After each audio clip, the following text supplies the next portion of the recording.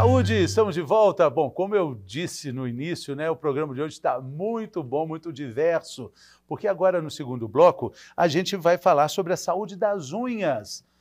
A saúde das unhas, exatamente. Olhando para as nossas unhas, a gente pode ver muito sobre o funcionamento do nosso corpo, sobre como está o nosso organismo. E a gente vai entender como fazer isso com a dermatologista, doutora Lorena Costa. Bem-vinda, doutora. Tudo bem? Tudo ótimo, Fernando. Um prazer enorme estar aqui participando do seu programa, Alegria tá? nossa, doutora. E atenção, que é Lorena Costa. Lorena Costa. Diferente o nome, Diferente. Né? Doutora Lorena de Divinópolis, terra de Adélia Prado, grande poetisa, terra lá do Festival da Cerveja, maravilhosa, Divinópolis. E a Lorena por quê, doutora? Ai, meus pais foram criativos, né, Fernando? Eles costumam falar que é uma misturinha de loura com morena, gente. Ficou muito bom. Muito criativos. Ficou muito... Você já conheceu outra Lorena?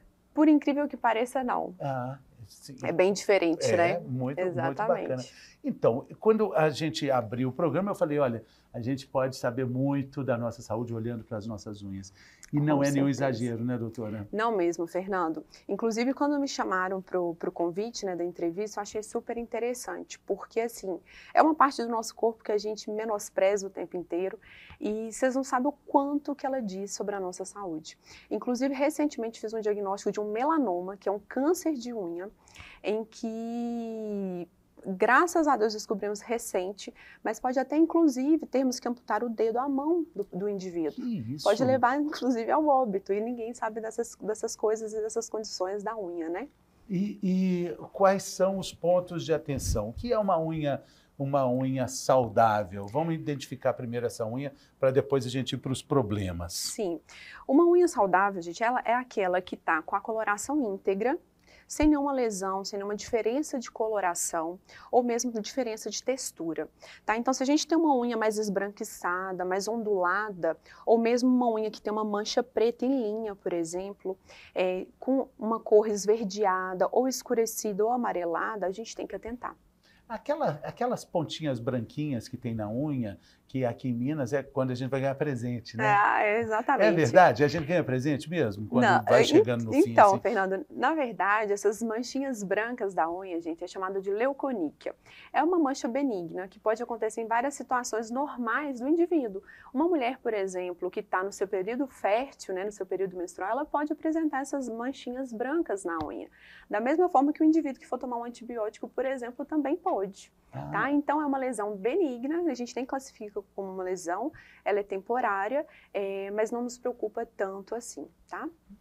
Eu não sei se a doutora já ouviu falar isso, mas eu aprendi que é quando a gente vai ganhar presente. Eu também aprendi do interior, né, Fernando? E aí, quando você descobriu que não é, ficou um pouquinho decepcionada, Um pouquinho decepcionada, exatamente. Mas a senhora falou sobre uma faixa negra, uma faixa preta na unha. Uhum. Isso é um ponto de atenção importante? Sim, porque, gente, uma faixa preta, que na verdade é uma pigmentação em faixa, né, enegrecida na unha. Uma faixa bem reta, bem assim, retinha, na unha, né? Pode ser um sinal de um melanoma. Obviamente, a gente tem que fazer vários diagnósticos diferenciais. O melanoma é um câncer? É o câncer da unha, tá? E é um câncer super agressivo, o diagnóstico tem que ser feito precocemente, a gente tem que fazer o exame dermatoscópico, tá? E, às vezes, demanda amputação realmente do membro, inclusive do dedinho da mão, porque senão pode levar o paciente ao óbito. Tem gente que tem pinta preta na unha. Também é uma questão para se avaliar, porque pode ser um nevo, um guial, e isso é importante também de ser avaliado pelo dermatologista. A faixa preta na unha é mais grave, mas a pinta escura na unha também requer uma atenção? Também requer uma atenção, mas não tanto quanto a faixa. Tanto que, por exemplo, indivíduos que fumam, né, pela nicotina, né, o pigmento da nicotina pode depositar na unha e também dar essa mancha enegrecida. Por isso que é importante realmente a gente fazer o diagnóstico diferencial e avaliar realmente com o exame dermatoscópico da unha. Mas, por exemplo, Fernando, além da cor enegrecida, a gente tem vários outros tipos de coloração na unha. Então, por exemplo, uma unha que está ali esverdeada, né, é muito comum da gente ter infecção por bactérias, como a pseudomonas, por exemplo. Outra coisa, às vezes a unha fica mais amarelada, mais amarronzada, né? Ou até mesmo avermelhada, que a gente fala mais rubro. O que pode ser? Podem ser fungos que se depositam ali na matriz ungueal da unha, e isso deposita na lâmina ungueal, e essa lâmina ungueal fica alterada, essa coloração, tá? Tudo isso que a gente está falando da unha, a gente está falando da unha do pé também. Também, se aplicam a todas as unhas, né? Da mão e do pé. Sim, porque quando a gente fala de fungos, a gente pensa mais no pezinho, de micose, né? Mas na unha do pé. A unha do pé é mais resistente que a da mão? Na verdade, a sola do pé, né, em relação à sola da mão, a queratinização da unha do pé, ela é mais grossa, então teoricamente é sim mais resistente. Mas, por exemplo, fungo a gente tem tanto na mão quanto nos pés. E, obviamente, quando a gente tem fungo na unha, o tratamento é super difícil. Então, não basta só usar um tratamento tópico local. É importante também a gente utilizar, por exemplo, medicações sistêmicas, porque senão a gente não consegue vencer e tratar o fungo. Inclusive, por mais até de 6 meses de tratamento, são tratamentos longuíssimos, então demanda uma atenção especial do paciente, né? Inclusive fazer o quê? O cuidado, né, de fazer vários exames laboratoriais para ver função hepática e renal. Porque muitas dessas medicações, esses antifúngicos, eles atacam o fígado e rim. Então, é importante a gente ter esse tratamento composto, né, holístico, para avaliar esse paciente como um todo. O antifúngico, às vezes, precisa ser oral, né? Claro, tem que ser. Se for usar só o tópico, vai ser falho o tratamento. Mas, então, a senhora falou oral, mas por isso ele vai atacar, não atacar, vai sobrecarregar o fígado. Toda medicação, Fernando, a gente tem uma metabolização. O que significa isso? A gente recebe a medicação por via oral, uma parte dessa medicação, ela fica realmente no princípio ativo, que vai fazer o efeito que a gente quer, e a outra parte, que são os metabólitos, né, o que não é a medicação propriamente dito, é metabolizado. E aonde que passa? Tudo que vai pela via oral, a gente tem um metabolismo que a gente fala que é de primeira passagem, vai no fígado. E aí lá no fígado ele é metabolizado e excretado. Algumas medicações no fígado, outras são no rim. Então, por isso que a gente tem que manter a hidratação adequada, fazer esses exames para avaliar a função hepática e a função renal. Então, tudo isso é importante. Sim. Tá? Agora, as unhas, antes da gente avançar, vamos terminar essa parte das cores, né? Porque tem uma coloração da unha que indica também até a questão respiratória, né? Sim, claro. Tanto a coloração quanto também o formato da unha. A gente tem uma unha que ela é côncava, né? Que parece um vidrozinho de relógio arredondado. Essa unhazinha côncava, a gente fala que está correlacionada a um baqueteamento digital. Então, isso em algumas condições cardiovasculares, principalmente de hipóxia, o que é isso? Com falta, aquele indivíduo que respira com dificuldade, às vezes que tem uma insuficiência cardíaca, que aí o aporte de oxigênio não é o suficiente, sobrecarrega essa parte respiratória e isso repercute na saúde da unha. Então, a gente vê aquela unha côncavazinha com esse baqueteamento digital. A gente pode ver também a questão da respiração aqui, da circulação com a unha, apertando assim para ver. Também. É um teste com os idosos, parece que isso é muito feito também. Sim, que é o retorno venoso, né? A gente às vezes aperta, né, por 3 segundos a mãozinha e volta. Quanto mais demora esse sangue retornar, né, pior é o retorno venoso, ou seja, a circulação do indivíduo não está tão boa assim. Quanto mais tempo demora para a unha voltar à cor normal, porque quando a gente aperta fica mais branquinha. Fica branquinho, porque o sangue para no local. E aí tem que voltar. Exato. Tem que voltar rápido. Quanto mais demorar, maior é o sinal de atenção e de alerta. Né? Exatamente. Isso indica problemas respiratórios. Né? Durante a Covid, isso foi uma indicação, né, para cuidado com os idosos. Muito, né? Fernando, demais mesmo. Assim, durante a Covid, a gente viu assim, nitidamente o baqueteamento digital, a gente viu também o esbranquiçamento da unha como um todo, e inclusive a gente viu a ondulação das unhas. Por quê? Porque o Covid, a gente sabe que teve uma lesão direta da infecção do vírus. A ondulação, ela é vertical ou ela é horizontal? Então, vamos lá, depende do foco que você está olhando, né, Fernando? Porque, assim, se você está olhando a unha em pezinha, por exemplo, a ondulação, então, vai ser o quê? Perpendicular, certo? ou em paralelo, na verdade. Depende da posição da mão da pessoa. Depende da posição da mão, né? Mas geralmente fica longitudinal ao comprimento da unha, tá? Tá bom. E aí esse ondulamento, ele pode ser sinônimo de várias coisas, como por exemplo deficiência de ferro, de biotina, que são algumas vitaminas que são essenciais para nós seres humanos. E o que mais chama atenção, gente, é porque, por exemplo, ferro, né? Ferro é um mineral, né, super essencial para as nossas funções orgânicas, principalmente para fazer a molécula do sangue, né, as nossas hemácias. E aí o que chama atenção no consultório, porque hoje eu atendo tanto na dermatologia clínica, estética e cirúrgica, dou aula também na dermato, tá, Fernando? E aí o que me chama atenção é que às vezes o paciente me procura no consultório e fala assim, doutora Lou, nossa, minha unha tá fraca, o que tá acontecendo? E, na verdade, a gente vai investigar, não é só a unha fraca, às vezes tem a queda capilar acontecendo, às vezes tem dermatites de contato, tem eczema, aquela pele cheia de brotoeja, vermelhinha, que ali também está incomodando o paciente. E quando a gente vai ver, é falta de ferro, né? Principalmente mulheres em faixa reprodutiva, que tem a menstruação, perde o fluxo menstrual todo mês, e aquele estoque de ferro que é a ferritina, ele não é reposto. E aí, o que acontece? Fica com as unhas fracas, o cabelo vai caindo em montes e não sabe que tem que repor o ferro. Interessante. E quando a pessoa é vegetariana? Aí danou-se, né? Tem que suplementar mais ainda, porque a gente já não tem assim, um aporte nutricional necessário por via oral, e tanto que é necessário que, mesmo quem come bem, adequadamente, é importante suplementar. Então, quem já não come, já não tem esse aporte do ferro, né, intrínseco, é super importante fazer a suplementação, até mesmo com doses maiores. Então, eu imagino que uma consulta com a doutora Lou, a senhora observa bastante as unhas, né? Muito. Pedindo ou também olhando, porque as unhas são muito visíveis, né? Dá pra gente perceber, né? Exatamente. Realmente salta aos nossos olhos, né? E o mais interessante era que na parte estética, nós mulheres, a gente não vive sem fazer unha, né, gente? E todo mundo me pergunta, devemos ou não tirar a cutícula, né, Fernando? E aí, o que eu acho mais interessante? Pelo menos eu, né, que sou dermato, eu não consigo viver sem tirar a cutícula. Mas então, o que a gente tem que orientar? Que se for tirar, né, tire sem aprofundar tanto a cutícula, porque a cutícula nada mais é do que a proteção da nossa unha, a proteção da matriz unguial, que é onde que realmente está vivo na unha, porque a lâmina em si é um tecido morto. Então, onde está vivo é a raizinha da unha. Por isso que quando tira, o risco de inflamar é grande, né? É enorme, tanto de inflamar, de infecções secundárias. E quando a gente corta a unha não acontece nada, porque já está ali. Tecido morto, igual o cabelinho. Tecido morto, que interessante, não tinha pensado por esse lado, doutora.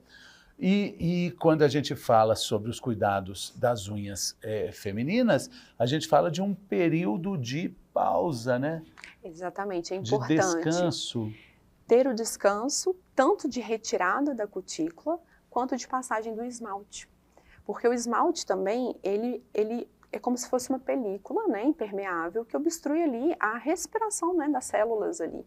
Então, é também importante. Tanto que as mulheres, né, na grande maioria que fazem unha, sabem que quando tira com acetona, por exemplo, né, ou um removedor de esmalte, quando fica muito tempo usando um determinado esmalte, vê que vai ficar manchada, a unha fica mais frágil, mais fraca. Então, também é importante esse revezamento, né, esse descanso, essa pausa no tratamento das unhas. E agora ainda tem, além do esmalte, ainda tem o tipo de gel, tem um tem fixador. Tem as pomadinhas, né? Tem mesmo. A francesinha, né? Tem... Isso tudo vai forçando a saúde da unha? Isso tudo, Fernando. Tudo. Cada vez mais, assim, a gente vê que tem umas vertentes que tendem a ir para um lado mais natural, né? Principalmente dos dermocosméticos. Seja eles também na parte facial, capilar, como também na parte, né, de manicure e pedicure. Então, assim, antigamente, vocês lembram que as pessoas utilizavam só acetona, né? Então, assim, hoje a gente já sabe que tem um removedor de esmalte que é livre de acetona, a gente sabe que tem os esmaltes que são 5-free, que não tem compostos que dão dermatite, ou alergia de contato por esmalte. Então, sim, as tecnologias também vêm nessas áreas cosmetológicas, né? E vêm também ajudar nessa questão da manutenção do cuidado com as unhas, né? Não, e outra coisa, quando a gente fala das crianças, né, uma atenção também muito especial, porque as crianças querem usar logo, começar a usar esmalte, e é preciso, tem um risco. Outro dia a gente falou num programa aqui sobre reposição hormonal, cuidado de, por exemplo, alguns produtos de estética podem acelerar a menarca em crianças. Esmalte, alguns tipos de esmalte de adultos. Então, se for usar o infantil, né? Olha, isso é uma informação que, inclusive, eu não sabia. Mas está sempre aqui no nosso canal Viver Brasil, no nosso Saúde e Bem-Estar. Interessantíssimo isso. Super interessante. Um cuidado importante. Assim como acontece a reposição hormonal, Sim. A mulher precisa ter cuidado com as mãos, porque quando tem criança, né, para ela não ter contato, com os esmaltes e com produtos de beleza, com produtos de maquiagem para crianças, existe esse risco.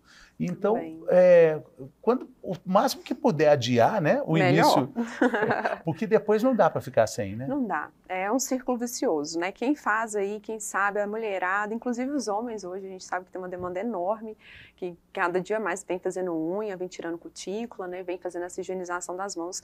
Então é importante realmente dar esse descanso, fazer essas pausas, evitar de tirar o excesso da cutícula. A unha com gel, essa unha postiça, ela vai atrapalhar mais do que o esmalte? Ainda mais. Primeiro porque os compostos que eles utilizam na colocação desses géis, dessas porcelanas, Fernando, são compostos muito químicos, muito ablativos e com uma alta penetrância. Segundo também que algumas ferramentas que eles utilizam para colocação e retirada dessas lâminas falsas, né, de unha, às vezes usam broquinhas, motorzinhos que acabam, na hora que vão lixar, acabam também traumatizando a sua matriz própria da unha. Então, assim, o ideal é não fazer mesmo essas órteses, né, que seriam essas unhas de porcelana, essas unhas de gel, optar pela unha tradicional mesmo e ainda fazer o descanso dessa unha. Mas é tão bonito, né? É lindo. É tão elegante, né? Eu, durante muitos anos, quase uma década inteira, convivi com a Mariana Ferrão fazendo o programa. Ela maravilhosa, né? Minha irmãzinha querida, né? Sempre com a unha impecável. Com a unha impecável. Mas aí a gente começou a falar que precisava de uma pausa e ela começou a fazer isso no ar mesmo, deixou de colocar esmalte e tal. E eu vou te confessar, eu olhava parecia que estava faltando alguma coisa, era o esmalte. E ela também se sentia assim, só que ela falou, não, eu vou falar, já que eu estou fazendo um programa que fala sobre isso, e sempre que possível ela falava, estou no meu período de intervalo aqui das unhas, mas também quando pintava aí vinha tudo, né? É preciso, eu acho que é uma postura que precisa ser assumida, porque nós estamos falando de saúde, né? Verdade. Com certeza mesmo. Mas é difícil no dia a dia de tentar fazer as pausas. Imagino que seja. Os tipos de esmalte também, porque tem os esmaltes que causam alergia, né? Sim. Igual eu falei, quem tem alergia vai ter alergia aqui na orelha, vai ter alergia... São alergias à distância, você acredita, Fernando? Principalmente na região mais supraocular, principalmente nessa região perto da sobrancelha. Então, às vezes o paciente, né, a pessoa passa o esmaltezinho lá na manicure e de repente começa com uma coceirinha, uma descamação no cantinho interno do olho. Ou atrás da orelha também, que é um lugar muito comum de ter, às vezes no punho, mas o lugar mais comum é periocular, principalmente nessa região centralzinha aqui.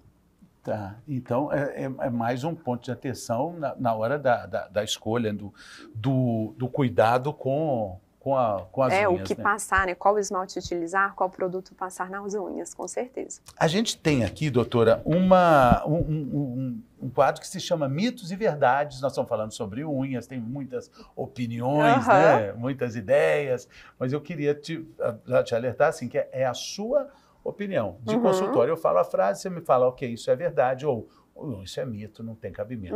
Tudo bem? Então, vamos lá, está na hora.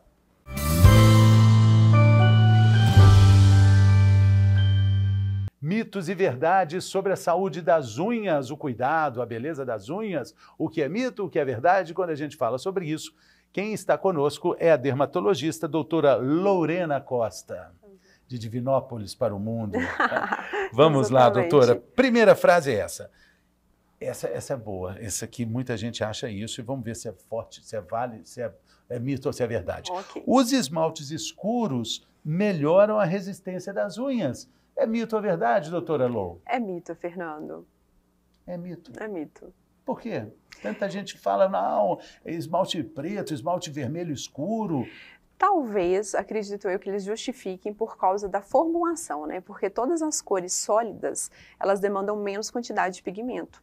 E talvez por ter menos pigmento, eles associam que deixaria a unha menos frágil ou não. Mas, independente, né? A lâmina unguial já é um tecido morto e só por ter passado aquela camada, né, do esmalte ali por cima, já está ali atrapalhando a comunicação da sua matriz, né, celular com o meio externo. Quando a gente fala da saúde das unhas, do fortalecimento, existem vários produtos assim, né? Para falar, isso fortalece as unhas. O que tem de verdadeiro nisso tudo? Tem realmente produtos, tem alimentos que vão fortalecer nossas unhas? Tem sim, Fernando. Tanto que a gente tem bases fortalecedoras, né? Mas o principal são algumas vitaminas que elas podem ser implementadas nesses cosméticos e também as vitaminas que a gente toma por via oral, né? Então, por exemplo, a gente tem alguns esmaltes que ajudam na biotina da unha. E como a gente também pode tomar a biotina oral, que é um suplemento maravilhoso para a saúde da unha. É para todo mundo ou para quem tem indicação? Para todo mundo. É sempre bom tomar e sempre bom suplementar, tá? A outra questão é essa, a gente já falou sobre ela aqui, vamos falar de novo. A acetona prejudica as unhas? É mito ou é verdade? Verdade. A acetona é um álcool, né? E o álcool, ele consegue sim danificar a nossa matriz unguial. Então, a acetona deve ser evitado. Hoje em dia a gente tem vários cosméticos, né, que ajudam na remoção do esmalte sem necessariamente ter esse álcool que é tão agressivo. Agora, dizem que não tira igual a acetona, né? Não tira igual. Você passa, parece que está até emborrachadinho, custa sair. Então, infelizmente não tira, mas é a melhor opção que a gente tem. Porque faz pouco tempo que eu digo assim, dentro do tempo científico, né, que a acetona foi demonizada assim. Antes era só ela, né? Não tinha outra opção no mercado, né? E realmente, é até relativamente recente, né?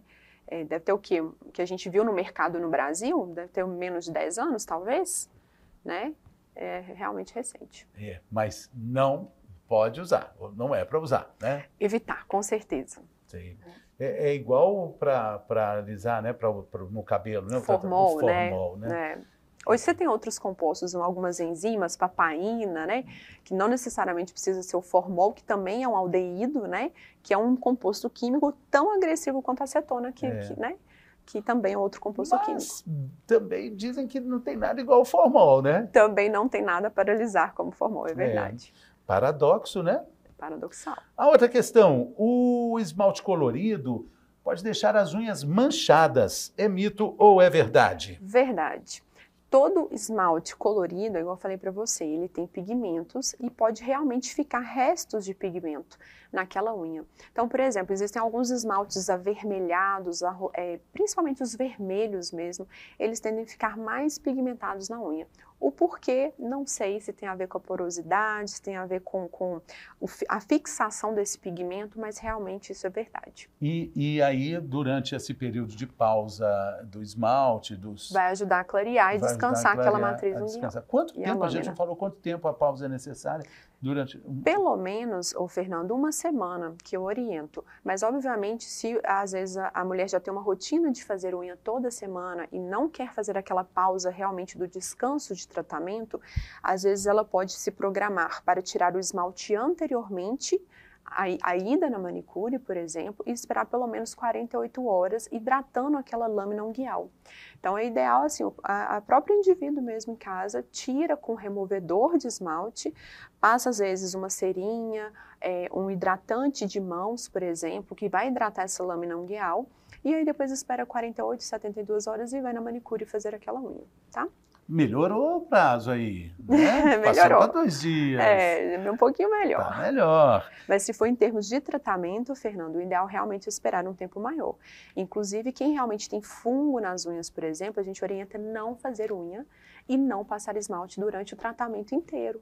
Então, o indivíduo vai ficar 6 meses mesmo sem fazer unha. Ou até mais, tá? A outra questão é essa, a gente falou, o formol ajuda na saúde das unhas. Mito ou verdade, doutora Lou? Mito total, é péssimo para a saúde das unhas, né? Como a gente comentou anteriormente, né? Inclusive proibido. A acetona não é proibida, né? Não, a acetona é liberada pela Anvisa, né? Recomenda-se que não se utilize. Quer dizer, se não utiliza acetona para tirar unha, vai usar para quê? A acetona, ela é um solvente, né? Então, em outras áreas, né, não cosmetológica, podem ser utilizados. Então, em grandes empresas, né, enfim, em laboratórios químicos, para outros objetivos, não tem problema nenhum. Né? Outro dia eu vi uma experiência de uma pessoa que coloca a acetona numa folha de isopor, come tudo.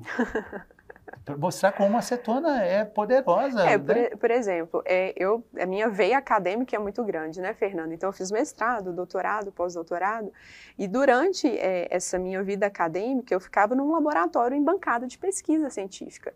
Então, a acetona a gente usava demais para várias soluções. Fazia gel, um monte de coisa. Então, assim, é importante para muita coisa, quiçá na área da saúde. Inclusive para tirar as unhas. Inclusive para tirar os esmaltes. A outra questão, doutora Lô, é essa: a má alimentação pode prejudicar a saúde das unhas. É mito ou é verdade? Verdade absoluta, né? Não só como a saúde das unhas, como a saúde da pele, do cabelo, saúde intestinal como um todo, né? Que a gente literalmente é o que a gente come, gente, não tem jeito mesmo de escapulir dessa.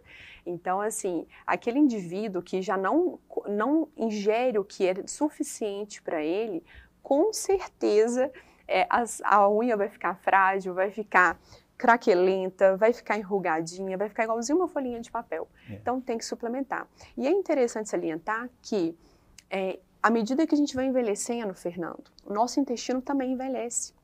E é tão interessante porque, às vezes, a gente mantém a mesma alimentação. A gente come o que a gente sempre comeu a vida inteira. Mas à medida que a gente vai envelhecendo, por que a gente precisa suplementar? Porque a gente não absorve da mesma forma que a gente absorvia anteriormente. O nosso intestino, as microvelocidades, elas atrofiam. Então você pode comer o mesmo tanto, a mesma quantidade, mas não é o suficiente porque você não está absorvendo da melhor forma possível. Porque o seu intestino também está envelhecendo. Da mesma forma, seu sistema imune também está envelhecendo. Então, é um compilado misturado mesmo que a gente tem que suplementar e todo mundo deve suplementar. É impressionante isso, porque é pura verdade. A gente não consegue nem mastigar como a gente mastigava antes. É verdade. E se não mastiga, a gente não absorve. Se não absorve, a gente não aproveita esses componentes todos, né? A senhora falou da unha craquelada, eu lembrei da associação que tem dessa unha muito fraca com problemas da tireoide, né? Sim, na verdade, a tireoide é um problema metabólico sistêmico, né? E aí a gente tem tanto o hipertiroidismo quanto o hipotiroidismo, que acometem a tireoide. E aí, cada uma dessas patologias da tireoide podem repercutir sim na saúde das unhas. O hipotiroidismo, por exemplo, a unha fica muito frágil mesmo. Então, às vezes, a queda capilar acontece da mesma forma. Então, o paciente vem e fala assim, doutora, nossa, o cabelo está caindo demais, a minha unha está igual um papel. Quando você vai fazer aquela revisão, né, vai fazer aquela investigação, você percebe que a tireoide está alterada. Então, assim, no meu consultório, assim, é batata, Fernando. Ou o paciente vem por deficiência de ferro, ou o paciente está com hipotiroidismo. Então, assim, a gente tem que realmente fazer o diagnóstico clínico correto e tratar de maneira correta aquele indivíduo. Seja por distrofias da unha, seja por quedas capilares, porque a alopécia hoje é um grande problema também que a gente tem enfrentado, principalmente no pós-Covid, que você mencionou anteriormente, assim como a fraqueza das unhas. E a última, na verdade a penúltima, a gente vai falar sobre a hidratação também é muito necessária para as unhas. Mito ou verdade? Verdade, com certeza. Tanto a hidratação por água via sistêmica global, tá, gente? Tanto para a unha, para a pele, quanto a hidratação local que a gente mencionou anteriormente. Quando for fazer aquele revezamento, né, o descanso, a pausa, a gente sempre hidratar mesmo com uma cerinha, né? Algum impermeável, algum hidratante mais denso, né?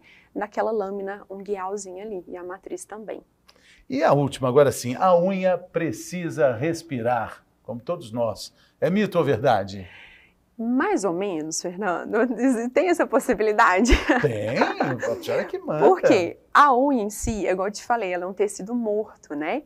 Então, a lâmina unguial, ela não necessariamente precisa respirar, mas a matriz unguial, sim. Então, Relativamente é verdade. A tem que matriz respirar. ungueal é esse redondinho que fica assim na ponta? A matriz, a base Não, de tudo? então, a unha, qual que é a estrutural da unha? A matriz é onde que vai fazer o nascimento da unha, onde que a gente tem células que vão fazer a queratina, que vão se especializar e fazer o espessamento da queratina. Então, é como se fosse a origem da unha. Tanto que se a gente traumatiza a matriz, a sua unha nunca mais vai ser normal. Ela vai sair distrófica, com alterações estruturais. Então, assim, a matriz é o que é realmente vivo da unha. O resto é a alma da unha. O resto é tecido morto inanimado, assim como o cabelo, que a gente sabe que o cabelo não é morto, a haste capilar é morta. O que está vivo é lá no folículo piloso, tá? Muito bom. Que aula a gente teve aqui com a doutora Lou. Muito obrigado. Tivemos muita informação legal e acho que vai servir para as pessoas compartilhar esse conteúdo que está maravilhoso. Muito obrigado, doutora. Fernando, obrigado você, Fernando, pela oportunidade. Qual que é o seu Instagram? doutoralourena.costa. Doutora Lorena. Lou. Doutora Lou. Um pouco de louro, um pouco de morena, .costa. O Instagram, @doutoralourena.costa. Muito obrigado, doutora. Volte Prazerão, sempre. Fernando. Obrigada pelo convite. Imensa, viu? Prazerão. Muito obrigado também pela sua companhia. Eu quero que você anote aí o nosso WhatsApp para você mandar sugestões de perguntas, de temas e também críticas e elogios sobre nossa programação aqui no Viver Brasil. Olha o número aí, é o 3199-791-5990. Até a próxima, valeu, saúde!